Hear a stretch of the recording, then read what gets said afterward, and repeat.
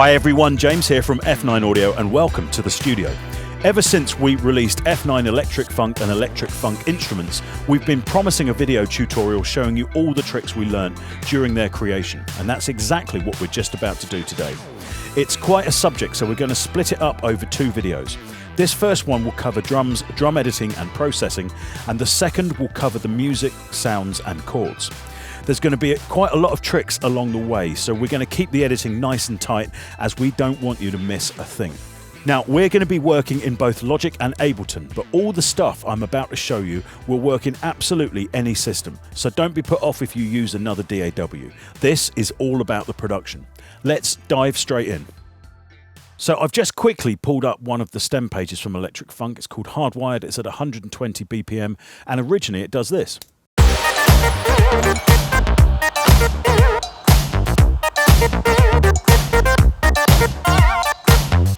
Now, if you've seen Electric Funk before, you know we created these stem pages to give you a great insight into the multi-track layering and sonic techniques that we used around this time. But they also make fantastic starting points. So what I'm going to do is just remove all of the music and remove a couple more tracks that I know have got some tonal information in there, so we can start pretty much with a blank canvas. We've just got a bit of vibe on the page already, and it's a great place to start because it means you're not just staring at a blank screen. But let's talk about the most fundamental element of any modern production, the kick drum.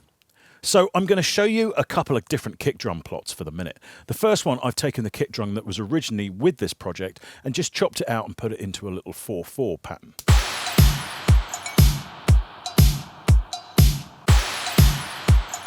Now, you can already see what's coming, I think. If we go over to the second section where I've got a modern house kick playing, you'll notice that the length of the kick is dramatically different. And it's an analog source kick, and for some reason it doesn't sound quite right. To me, it instantly becomes a house record, but the snare's a little bit too big for a house record. So, why does this short kick work? And why does the long kick not sound authentic and correct? Well, as always in music, it's the technology that drives the fashionable sound. And what was happening when all of this music was exploding is that the 808 had kind of already been surpassed by the beginnings of the 8-bit sampling drum machines. And we're talking about the Lindrum and, most importantly, things like the Oberheim DMX and DX. The reason these were so important is they were much more affordable than the early Lindrums. You pretty much had to mortgage your house to get a Lindrum, where you only had to chop off an arm or a leg to get yourself a DMX. But all of these early drum machines had one thing in common. They played back samples from 8-bit EEPROM chips. The storage available on these chips was absolutely tiny by today's standards, way less than even half a second, so the drum sounds coming from them were always going to be short and sweet.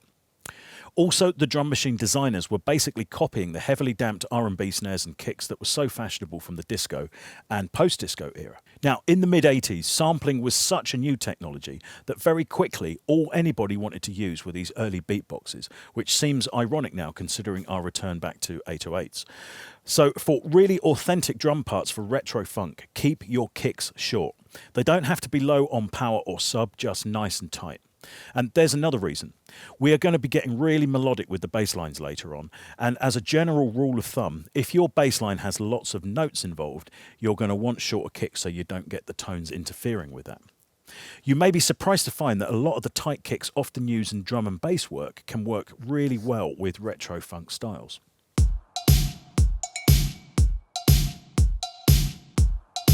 We've supplied an excellent set of kicks in our Electric Funk and Minneapolis packs, but let's see if we can create a hybrid between modern electronic kicks and the 8-bit grit of the original drum machines.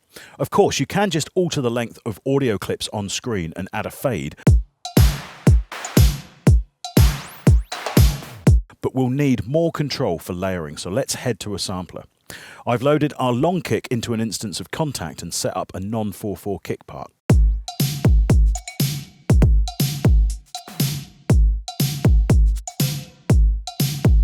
So I'm in Kontakt's main envelope and I'm going to click this button here, AHD. That changes the envelope into a very simple attack, hold and decay envelope. And I'm going to bring the hold just down to about, let's say about 45 milliseconds and the decay at a couple of hundred. Let's just see what happens now.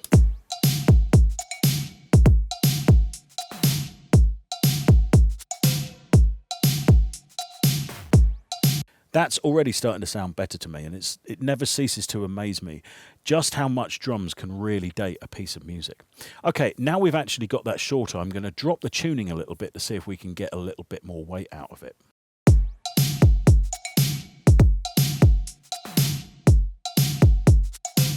Now I've also added our original 80s kick to another patch inside of Kontakt.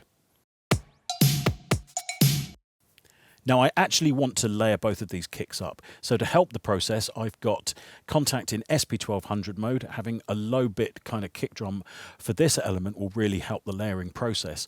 And I'm using a high pass filter to remove a lot of the sub, so both kicks have their own space. Let's have a listen to this kick by itself for a minute.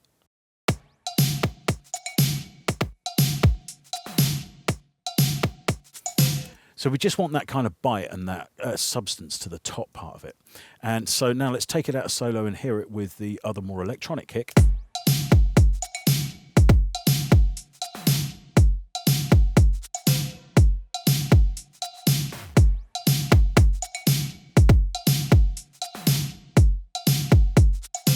And just gluing it all together is a little bit of Logic's Overdrive plugin. Now, obviously, as I said, all of the tricks that I'm going to show you here are repeatable in any DAW. So if you've got any kind of soft, saturating plugin within your DAW, give it a go when you're building drums, because sometimes when they're layered like this, you can really help to bring them together. But I think we've got a fairly decent sound here. And you hear how it's responding well to those double kick drums. If that had a long tail, it wouldn't sound quite right. Now, this can also be repeated inside the built-in tools of your DAW. Here, I've done exactly the same using Ultrabeat.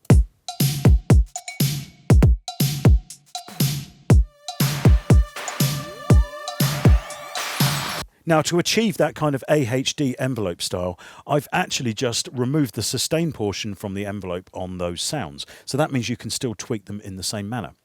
Every single DAW that I know has a sampler that is dedicated to drums, and I would highly recommend them over the general samplers, as they normally have been tailored specifically for highly transient material.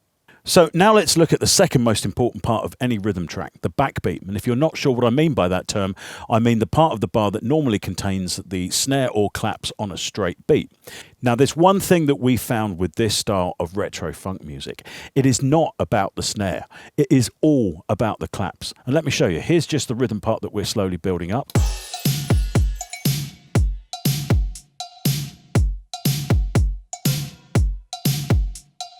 Sounds good already, but now look what happens when we put the claps in.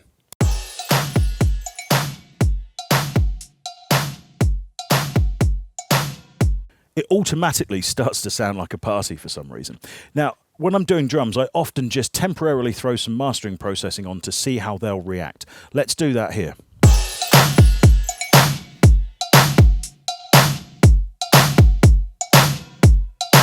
Now, as I say, that is a totally temporary measure, but it's just useful to see how your rhythm parts are going to respond to limiters, because you're inevitably going to use them in the mixing. So let me show you how I've put those claps together, because the trick here is in the layering. Now, the very first layer is a very machine-like clap that is quantized exactly on grid.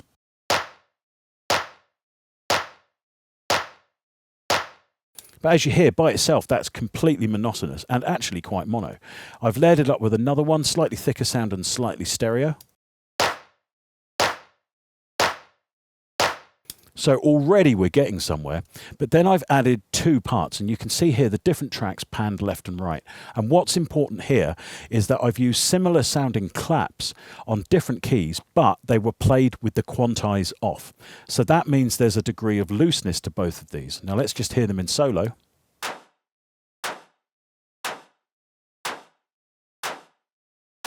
Now they're quite synthetic claps, obviously made from filtered noise, but you start to add these together, this is what you get.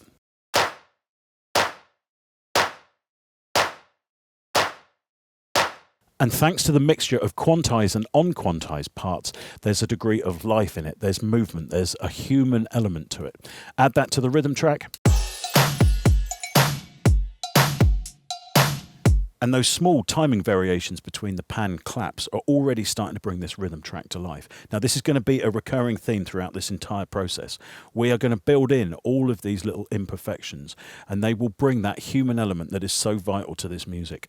But let's not stop there. Here's some samples that I've got from a Simmons claptrap.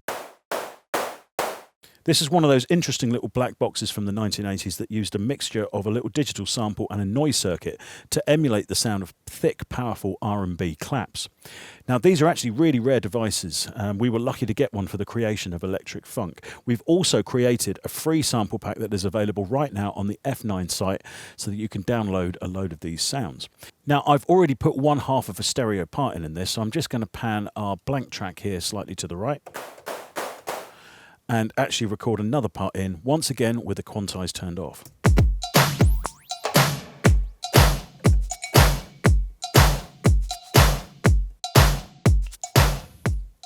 Now let's just balance them carefully with the rest of the claps.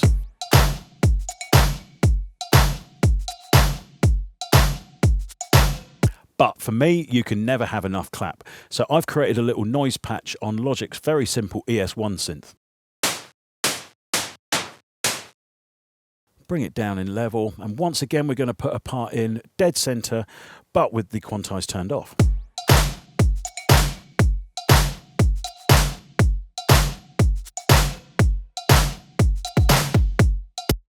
So I'll do one more of them and just arrange them as an entire block.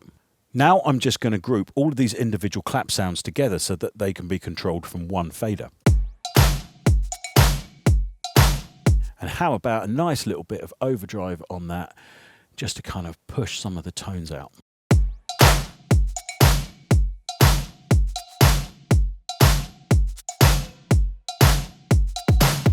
So as you can see, just taking a bit of time and a bit of care over these essential core elements can really make quite a difference.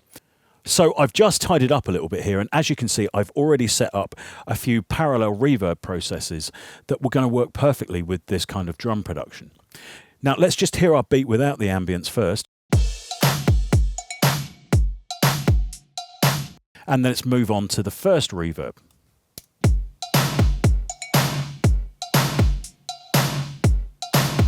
You hear what it does? It gives it massive amounts of power and energy and instantly a recognizable 80s sound.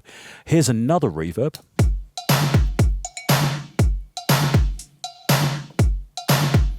And a third set of ambiences here.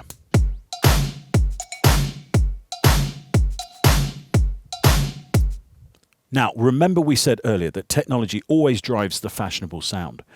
During the 80s, a whole range of digital reverbs were making their way into recording studios. Now, one of the most infamous during this period was this, the AMS RMX16, probably made most famous by the Phil Collins style drum sound. And here I'm running the UAD emulation. It is excellent. The famous algorithm for drums was this, nonlinear 2. Now, this is effectively like a gated reverb. Now, if you're not sure what a gated reverb is, hang on, we'll come to that in a minute. But just to say, if you start to put this on drums, like I'm going to solo all of the drums going through these reverbs.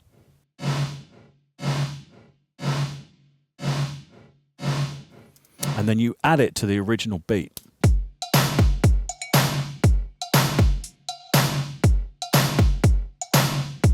You get a sound that is instantly of that era. Now, the AMS was actually an incredibly expensive reverb, and not every studio could afford one. So units like this were starting to appear too. This is the Yamaha Rev 7, and it's one of my favourites from that era because it has a series of EQ controls on the front that you can kind of tune the sound or the audio that's going to hit the reverb algorithm. Now, it's got the standard long reverbs on there that you would expect, the halls and the plates, but my favourite for drums is this, gate reverb, and there's a whole series of little variations within it and a few additional parameters that really allow you, in conjunction with the EQ controls on the front, to get some great tones out of it.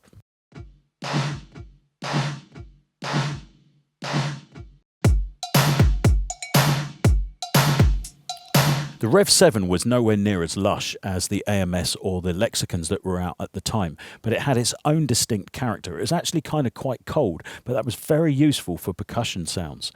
As always with drums, it's often the weirder little reverbs that will get you the best results.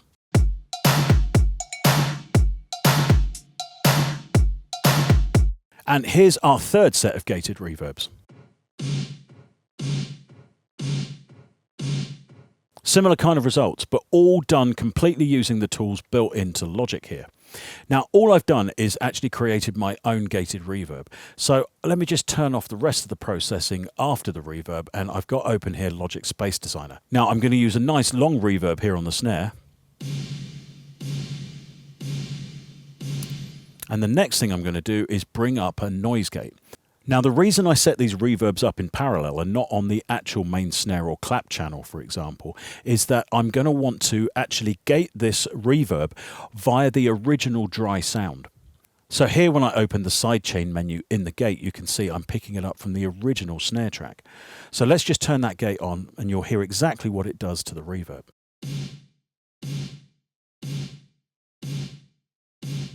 So it's triggering from the dry snare, and then we're using the similar kind of envelope controls that we did on our kick drum earlier on, just attack, hold and release. So we can tweak these parameters to even get a longer sound or a tighter sound.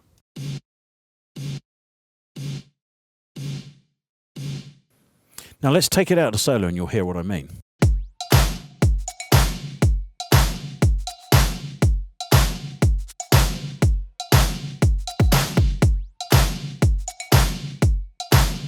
Now I'm also going to add a 12-bit bit crusher to that to kind of emulate the dirty outputs of some of the original 80s reverb units.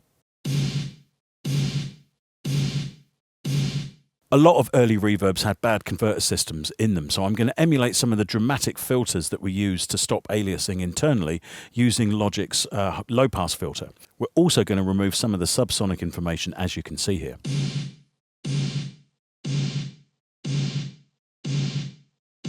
Now that low-pass filter adds a really interesting phasey effect to it. Let's add it back into the full drum track.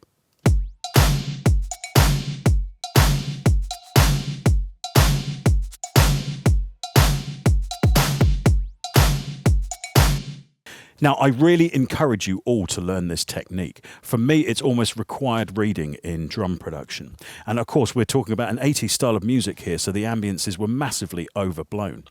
But the one thing that I would say is if you learn how to do this and just add a touch to it, even to something like a modern house beat, you will be amazed at the life it will give the rhythm track. Now, let me show you what can happen when ambiences like this hit a mastering chain.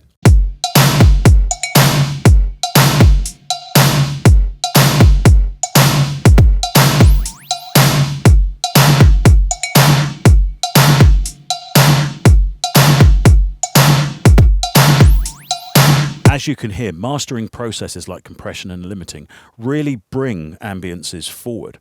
Now, this is why it's often handy to have these things running in parallel, even right to the end of a production and a mix. Because should you get to the mastering stage and realize you've overcooked it, all you've got to do is drop the level of the ambience fader. And you can continue to adjust those levels as your mix and master progresses. Now, just before we move on, I've come in this morning to find that the very brilliant Acoustica Audio from Italy have released a free plugin for the end of 2018. It combines a compressor stage that's got a brilliant transient response, so really good for drums, some parallel processing, a stereo image section, a high and low pass filter, and a very simple shelving EQ. But look at the difference this can make. This is our beat before. And this is our beat afterwards.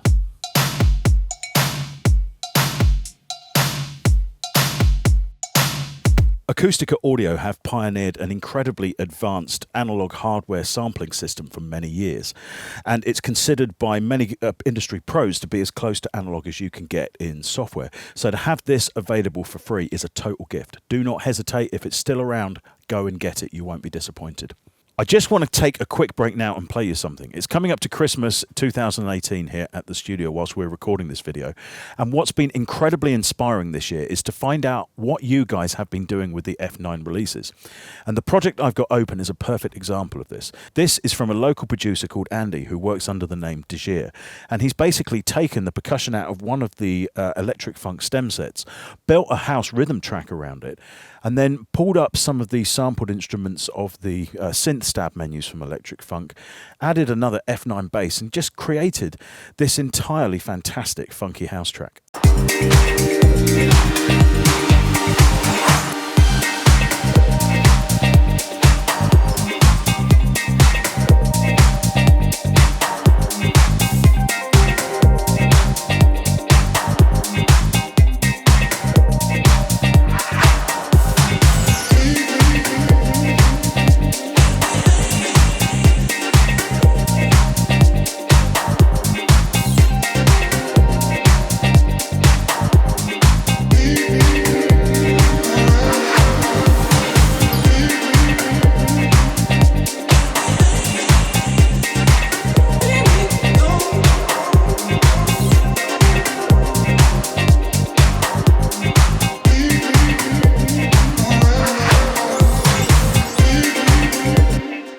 I can't tell you how personally inspiring it is to me when I find out that what we've released has ended up helping create music like that. And I want to thank every single one of you right now for all of your messages over the last year.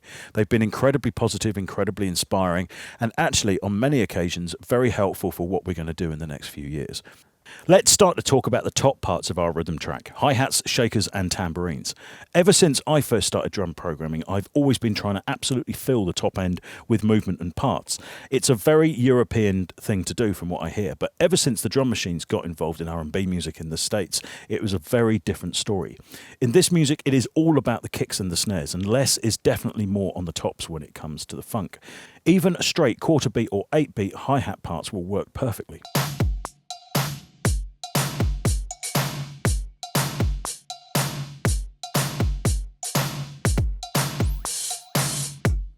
Now, I actually want to use a little bit of a triplet trick on this last bar, and it's going to be rising up to these two open hi-hats. But to do that, I've got to change the grid. Instead of this 16th grid, I want 16T or 16 triplet. Now, that is actually known as 1/24. So if you come down to this quantize menu in the piano roll, you can see 16th triplet 1/24. Now, the trouble is, if I select that quantize here, you'll notice the grid does not change at all on the actual display within the piano roll. To do that, we've got to come up to the transport, open custom, flip the actual time divisions, the master time divisions for the projects to 1/24, and then we'll get this space. So we've basically got 1, 2, 3, 4, 5, 6 beats in each sort of bar division at the moment. So I'm going to put 3 on just like this, and drop the first one massively in velocity, second one, bring it up a little, and then the third one not quite at full whack. And listen to this.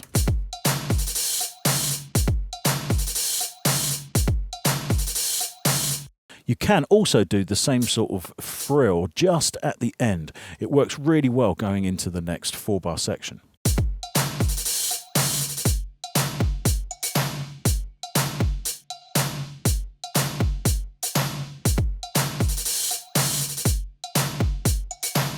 But you don't always have to be that simple. There's plenty of room for fun. But with everything to do with funk, syncopation is the key. In other words, rhythm elements working in conjunction with each other. Now, you're not going to be able to syncopate properly until you've got bass lines and other parts in there. So for the moment, I've just pulled up Big Bass A from the F9 Electric Funk Instruments collection, put a bass part in, and now I'm going to put a hi-hat part in that works by picking out some of the principal rhythms of that bass line.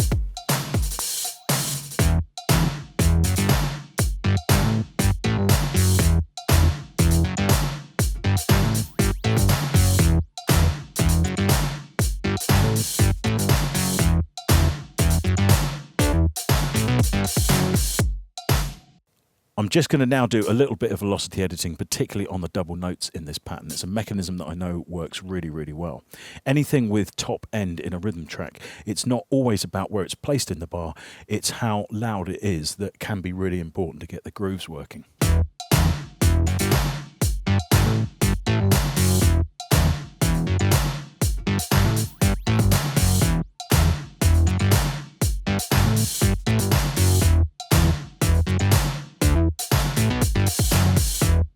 Sonically, if you want to be really authentic, it's time to get busy with the bit reducers. 8 or 12-bit will emulate the machines heavily in use at the time. Also, don't forget to use some quite sharp EQ filters to pull out of any of the aliasing artifacts, or also emulate some of the vibe of analog tape.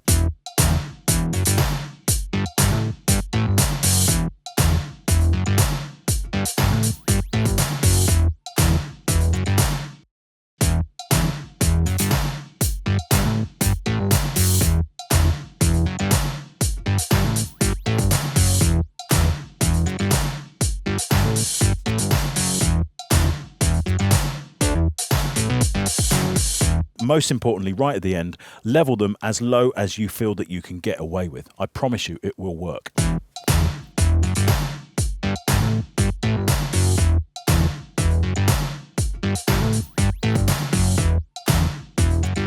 Now, things like shakers and tambourines, I find they're best in this style of music to just actually find their own little place, have them just in a couple of sections, quite featured, but very sparse. Let me show you what I mean.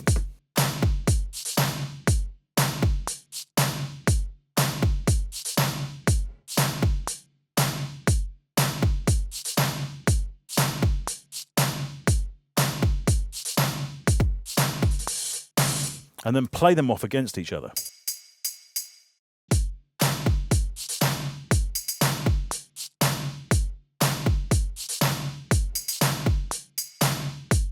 Now, like all tambourine sounds, a nice bit of reverb and then shoving it on some of the snare beats will work an absolute treat. That's something that's really been there since the Motown era. But I would always advise when you're doing that, first of all, turn the quantize off.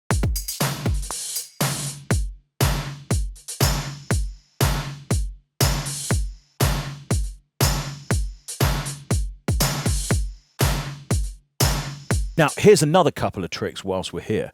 A nice funk kit playing exactly the same part as your principal drums, layered carefully underneath, can really work.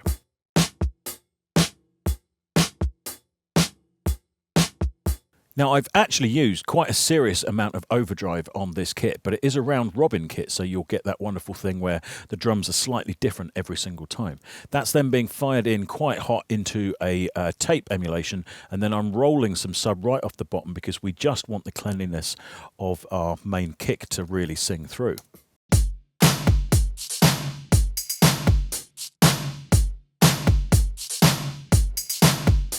So this is before the kit. And this is now with the funk kit. And it's adding a little bit of reality in there, but also thickening out the drums. Now, if any of you have seen any of the pictures, particularly live, of the bands of this era, you'll always notice the hexagonal pads of the Simmons drum kit. Now, we've actually got a patch here from the F9 Electric Instruments. They're a bit chalk and cheese for me. They work brilliantly on drum fills for material like this, but for me they always remind me of the beginning of EastEnders, so I'm always a bit loath to use them.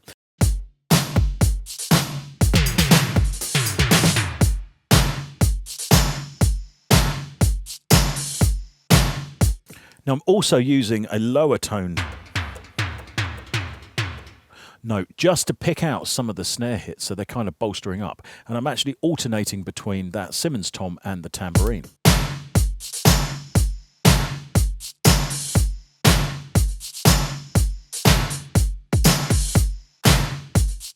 And anything that you're doing with a Simmons kit, always turn the quantize off, because these always had to be played live. You can always go and quantize them later on, but certain sequences will burn that information or burn that quantize in whilst it's recording. So I've just now done a little bit of tidying up and bounced some of the instruments down. For example, the Simmons drums that we added, the shakers and the tambourine. Also temporarily put another bit of mastering processing on. Let's hear how our rhythm track is starting to build up.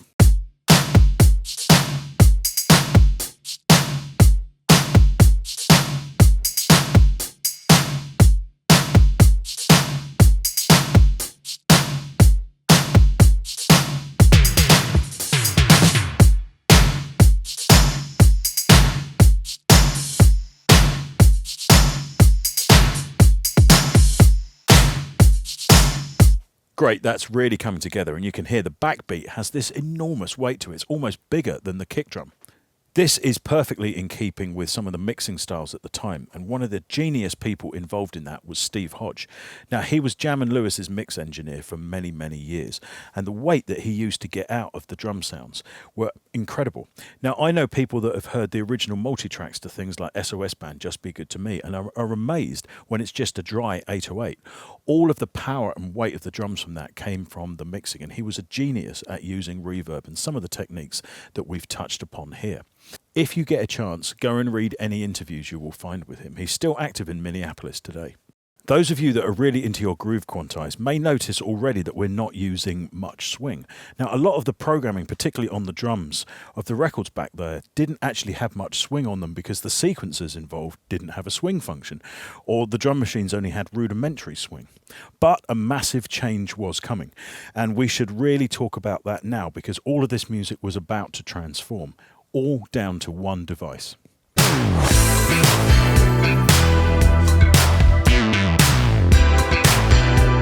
This is an MPC 3000. It's the second incarnation of the MPC technology.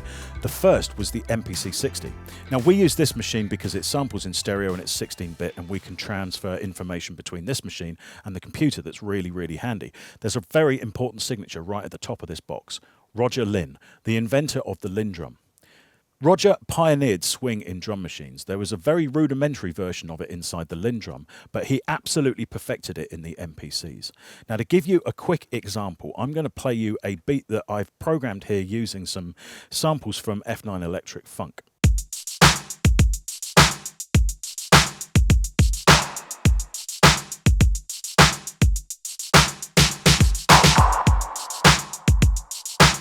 So it's nice, it's doing its thing, but it's straight. It is completely unswung. Now, a lot of the early rhythms of electric funk were unswung like this because there really wasn't much choice inside of the early drum machines. And it's when the MPCs arrived that producers suddenly had a choice. So when you're actually working within this style, it's great to know the actual history, because look at what happens now. If I just go to a copy of that sequence, hit the timing correct button and turn the swing up to 65, and then process all of the notes. Instantly, we get a completely different feel.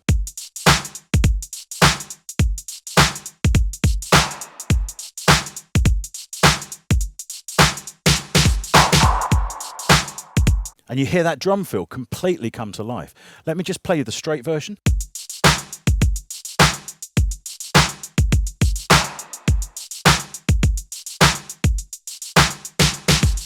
And now the swung again.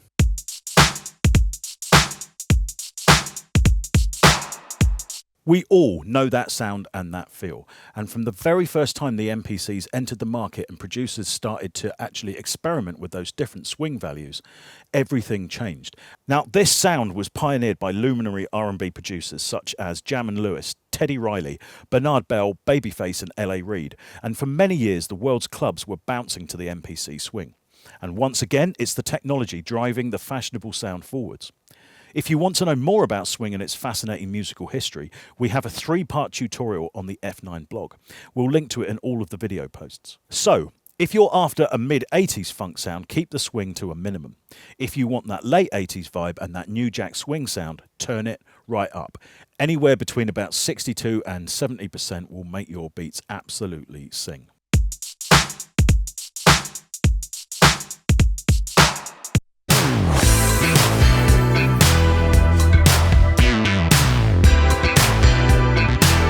So this is just a little collection of some of the percussion we've picked up over the years, and a lot of this was used on the electric funk packs.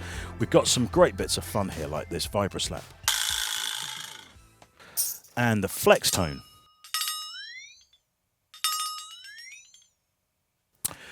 And I think some of my favourites have to be the more metallic sounds, like for example this set of chimes. You'll be really surprised just how many tracks they will actually be in the right key for. But I think my total favourite is this kind of handmade bit of iron from Ghana.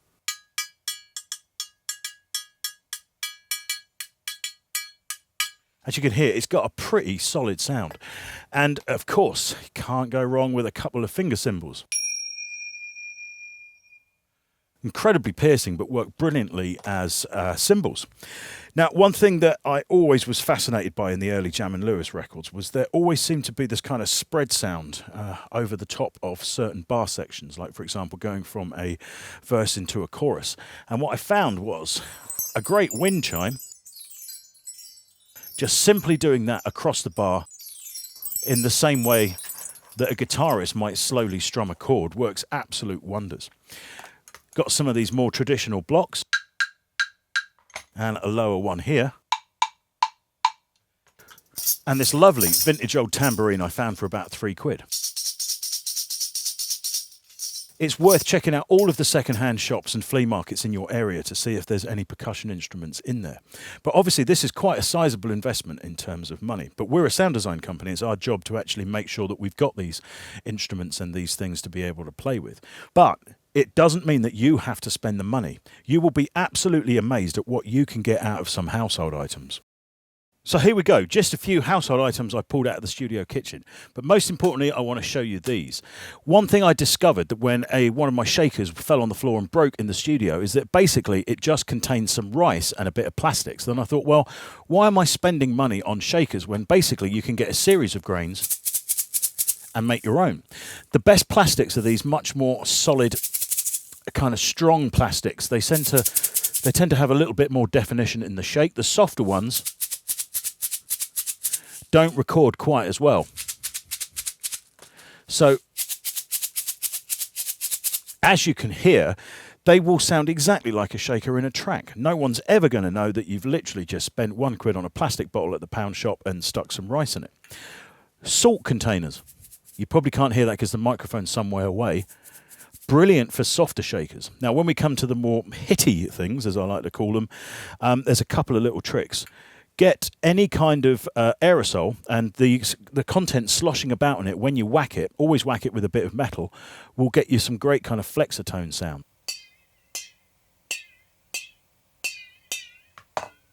Here's another example.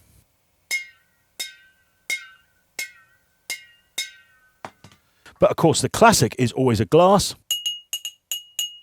because you can damp it using your fingers.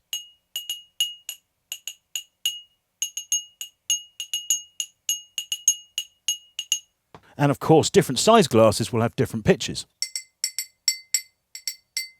And glass bottles with a plastic top on them will have a kind of much more tighter and higher pitch sound. And cups and mugs, quite a different sound because you've got overtones in there because of the structure of the ceramics. And I love the fact that this cup of my little daughter when she was a baby records beautifully. Let's always remember in music production that this is all supposed to be fun, right? So let's just grab some of the everyday objects around us and see what they sound like. Now, of course, having percussion set up and playing them is one thing, recording them is another entirely. And I've got a great little tip for you of how best to record this stuff in a way that will be the most useful inside of your DAW. This is a pair of Coles 4038 microphones. These microphones were originally designed for the BBC in the 50s, and the design pretty much hasn't changed, and in fact their manufacturer hasn't changed since that point. They've got enormous magnets in them, so if I just get them closer you'll see they'll come together and actually need quite a bit of separating. These microphones as a stereo pair will set you back anywhere between £1,600 and £1,800, so they're a massive investment. As a sound design company, it is our responsibility to record everything in the best possible manner, so we don't mind the investment. But for home, obviously, they're completely out of a normal budget. But have a look at this. This little beauty is the T-Bone RB500 from Thomann, the German distributor. Now, it looks like a pretty posh microphone. It's got lovely metal finishing, but it cost me €85, and it sounds fantastic on percussion. Now, why are ribbon microphones so important for recording things like percussion? Well, it's because they have a slightly dulled top end, and they're kind of mellow. That's the best way that I can use to describe them. And when you've got lots of metal being hit and struck, or bits jangling on a tambourine, there's an awful lot of high frequency information that normally in traditional recording would have been ironed out by the tape machine and the desk. The most important thing to say about live recording is that it always starts with a microphone. So when you're starting with a microphone like this, you're already in great shape. Now, I should just draw your attention to this figure 8 on the front of this T-Bone microphone. All ribbon microphones by design have a figure of 8 response. So in other words, they will pick up from the back side of the microphone as well as from the front. So it's worth being aware of that when you're placing it in a room. So it's the same as any live recording. Just be aware of the microphone's response and what's going to happen. But you can use this to your advantage. If you've got quite a big room, you might be able to point the back of the microphone at one corner and you'll get an interesting natural ambience of the room recorded with the direct sound as well. As you can see here, I've made a few percussion recordings using the T-Bone mic. The first one is a finger cymbal hit. I'll play that in solo. It's quite quiet in the background, but it's almost working as a cymbal.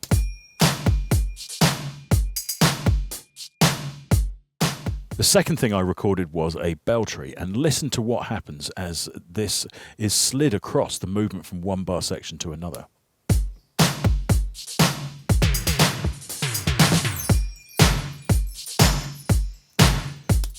Now, obviously, with a bell tree, you're going to get this noise after all the tines are still rattling about in the air. So what I tend to do is just select the part and actually bring it right down in level. I don't want to remove it because I love that kind of chaos of all the metal jangling around, but it can get in the way.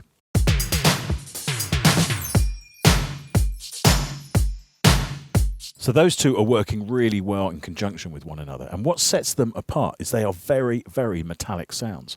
And these kind of percussion elements were really popular to be played live over the top of the program material. Jam & Lewis, I believe, always had a kind of section on the multi-track that was known as Zings and Things. And it was just them playing these kind of percussion elements live over the top of their programming. And because every single hit is slightly different, you get that real human element being added to all the program material. So here's Sophia's mug, the one with all the pictures of my daughter on. Now, the one thing I do know just from listening back is this part that I've got highlighted here seems to work better than this first section. Let me show you what I mean.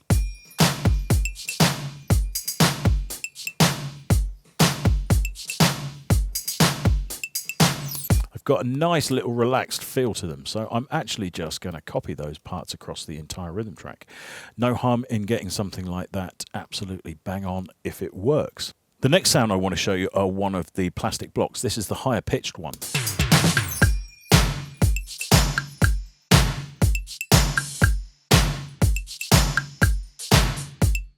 So let me now show you how to quantize something like that. I'm going to select the part, turn on flex mode, and then come up to the quantize box, and I'm going to select 16th.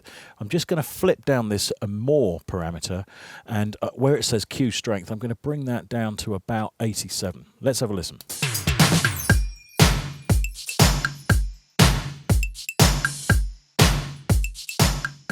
Now, I've just done the same for the second block, which is just firing on every quarter beat.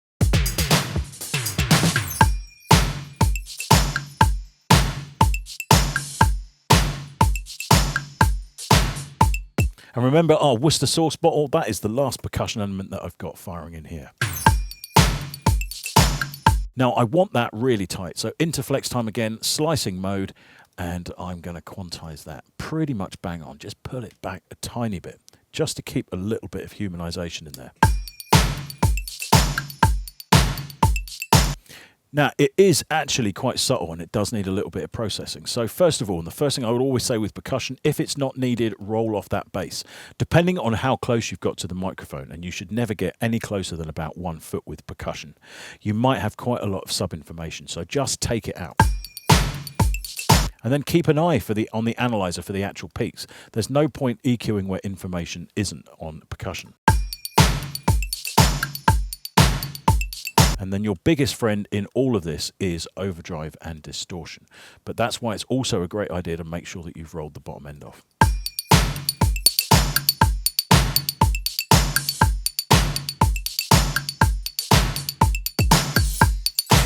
The next thing we need to talk about is ambience processing. The best way to record percussion is in actually quite a nice big live room and then pick up some of that room sound, and that can then be fed into compressors and a bit of distortion, and it will bring, as we saw earlier, those ambiences forward. But we're going to have to fake it here. Now let's just go back to this simple part that came from tapping a mug. So for all processing like this is the first thing that I do. As we said before, roll everything off. Then let's see where the action is.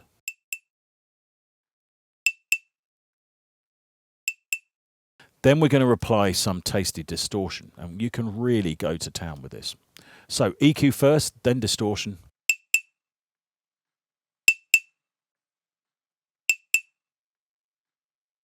Then we apply some reverb. Now, I'm actually going to use a brand new plugin from UAD. They have modeled the 480. The 480 is one of the most important reverb units ever made. It was around in the mid to late 80s, and it's got some great room settings on it. So I'm just going to head to the room section, and the one I really love is large wood room. I've got this, what percentage have we got to mix? At about 30% wet. And then I'm going to just copy that overdrive plugin straight in again. And the natural compression that's involved in the distortion will really bring the sound out.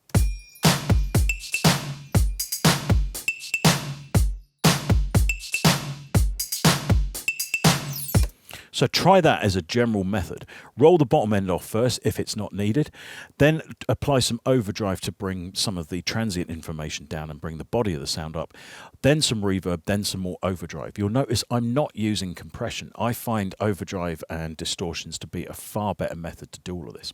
So I've applied that type of processing to now all of the percussion parts. Maybe not so much of ambience on things like the bell trees or the finger cymbal, but for example, some processing highlights down on this block that's playing the quarter beats. I've actually used two different reverbs. The first reverb has a gated style sound, whilst the second one is just adding a nice bit of room. They work really, really well together. Also, on our little source bottle, I've got a very fast tremolo that's throwing it around in the stereo image. Now, one bit of advice, if you've got anything playing 16ths like that and you want to use a tremolo or any kind of auto pan, do not set it to 16ths. Set it to 16 or 8 triplets and then see how that fits. For some reason, throwing it around in this almost polyrhythmic fashion tends to work a little bit better on those. Now, I've just got a simple Space Designer, a stereo room ambience on that one, and that's working really, really well. So now let's hear all of the rhythm elements that we've put together here.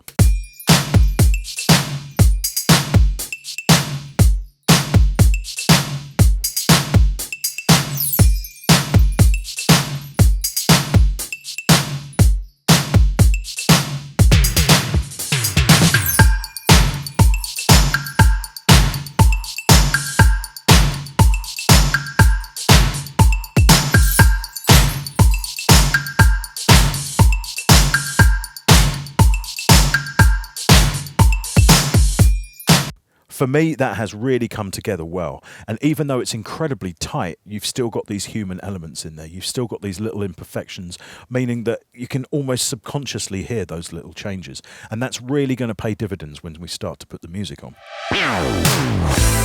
So that's it for this first video. I'm now going to go and bounce all of these down into Wavstem so you can all check all these sounds out for yourself inside your own DAW.